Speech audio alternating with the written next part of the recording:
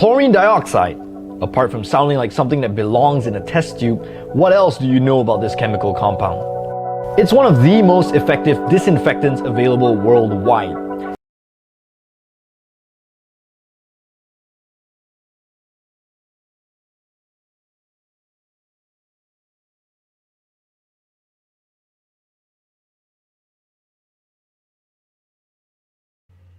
Φίλες και φίλοι, γεια σας, καλησπέρα, να έχετε ένα καλό βράδυ όλοι σας.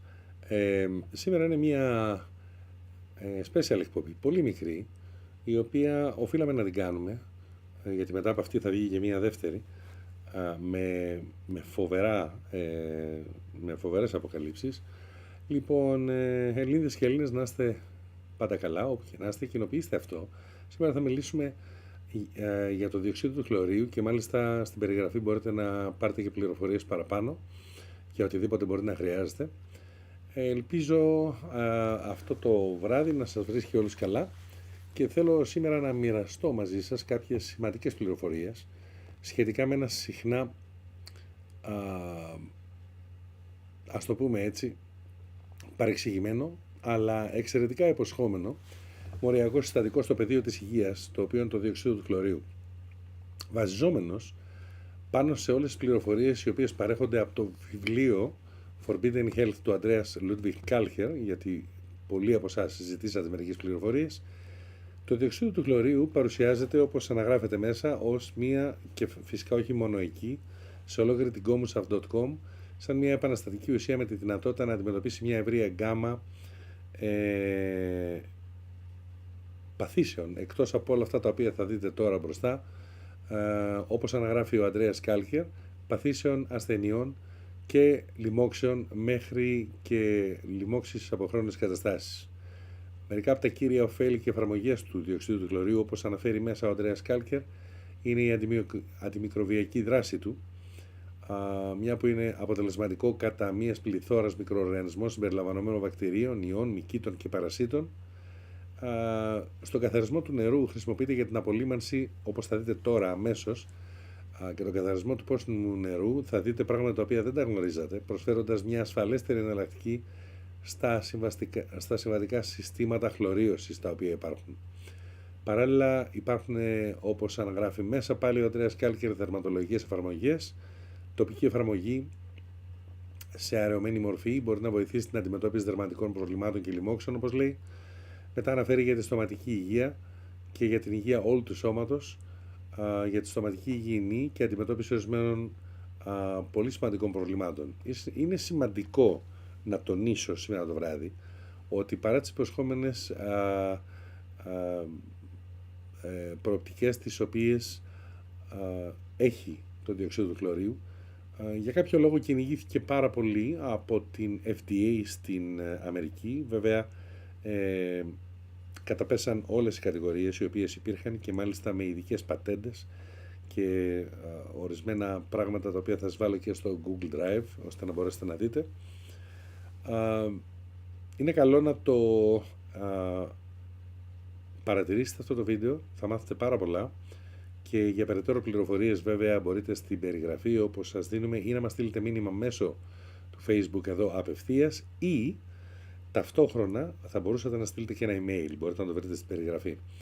Λοιπόν, ας μη σας ξοδέψω παραπάνω χρόνο και για πάρα πολύ γρήγορα ας κοιτάξουμε αυτό το υπέροχο μικρό βίντεο των 4,5-5 λεπτών, ώστε να τελειώσει αυτό και μετά να μπούμε αμέσως στο επόμενο, στο οποίο θα δούμε και τον Dr. Ardis να λέει πάρα πολλά για τις μπλε λάμπες, όλες αυτές τις LED λάμπες, τη θεραπεία του κόκκινου φωτός, τι είναι πραγματικά αυτές οι λάμπες που έχουν μπει παντού, αυτές οι λάμπες που ακόμα έχουν μπλε φως και τις έχουμε στο κινητό μας, στο λάπτοπ μας, στα κομπιούτερ μας, παντού, αλλά δεν ξέραμε ποτέ τι είναι αυτό το μπλε φως και τι κάνει στην υγεία μας. Θα εκπλαγείτε. Λοιπόν, να είστε όλοι καλά. Ξεκινάμε αυτό το βίντεο πρώτα και αμέσως μετά μη χάσετε και το επόμενο, κοινοποιήστε και τα δύο, είναι πάρα πολύ σημαντικό. Να έχετε ένα καλό υπόλοιπο. Yet there is so much misinterpreted information and confusion regarding its properties, behavior, and abilities. Well, it's time to finally debunk the myths surrounding it and understand the truth about chlorine dioxide. Chlorine dioxide is a disinfectant that can destroy a wide variety of nasty bacteria, viruses, mold, and algae, or, while we're being sciencey, pathogens. It consists of chlorine and oxygen, forming a yellowish-green gas. Doesn't sound nice, but it's better than you think. Chemists prepare it by oxidizing sodium chloride with chlorine. But take my word for it, don't try this at home. Chlorine dioxide was discovered by Sir Humphrey Davy when he added sulfuric acid to potassium chloride. His discovery was used for the first time in 1944 to solve taste and odor issues in a water treatment plant at Niagara Falls, New York. Hundreds of municipal water systems across the United States and Europe converted to chlorine dioxide in the early 70s. The reason behind this conversion was due to the safer environmental profile of chlorine dioxide over chlorine. It is much more soluble in water and doesn't produce carcinogenic byproducts from the water impurities it's supposed to destroy. In the early 2000s, chlorine dioxide proved to be an important disinfectant for public crises. It was used as a decontamination agent in the anthrax attacks of 2001. The spores of Bacillus anthracis caused a life-threatening disease, anthrax, in victims. The choice of chlorine dioxide is due to its established sporicidal and sterilizing properties. 5 years later, it was used to eradicate mold and mildew from homes flooded by Hurricane Katrina. Much like its use in the anthrax crisis, chlorine dioxide was tested against H1N1 and SARS coronavirus 2, both respiratory infections that have symptoms such as fever, cough, and fatigue that can be spread through close contact with an infected individual. In an experiment conducted by Seoul National University, a chlorine dioxide disinfectant stick known as Dr. Clo was tested against the infectivity of the influenza A H1N1 virus and SARS coronavirus 2, what we now know as COVID-19. These two viruses were sprayed into two separate chambers that contained the disinfectant stick. The results of this study show that after a period of only 5 minutes, there were no viruses detected in the chambers. The efficacy of the disinfectant stick was examined at different intervals for a period of 60 minutes. Based on analysis, pathogens were still effectively being eradicated in the presence of the disinfectant stick in the chamber even after 2 hours of being activated. Just as carbon is different from carbon dioxide, chlorine dioxide is very different from chlorine, both in its chemical structure and its behavior. This false association between chlorine and chlorine dioxide brought about the myth that chlorine dioxide gas depletes the ozone layer as chlorine gas does. This triggered an uproar among environmentalists.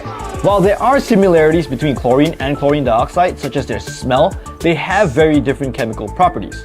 In the presence of sunlight, chlorine dioxide breaks down on its own through natural processes that occur in the environment. Fast forward to the present. Chlorine dioxide has rapidly gained popularity in the food processing industry. It is used as a fumigant to sanitize and extend the shelf life of fruits and vegetables that develop molds and yeast. It is also used to disinfect poultry by spraying or immersing it prior to processing. The World Health Organization guidelines cited Professor Abdel Rahman, a pharmacology professor from Egypt, on his research about chlorine dioxide. Based on this research, chlorine dioxide decomposes through oxidation and reduction reactions that occur with saliva and stomach contents. Since most of the water and food that we consume are treated with chlorine dioxide, don't you think the myths surrounding it may be a little exaggerated?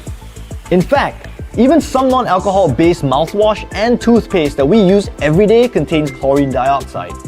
In the age of the internet, when information of all kinds is easily accessible, it's hard to imagine that so many myths and misconceptions can exist.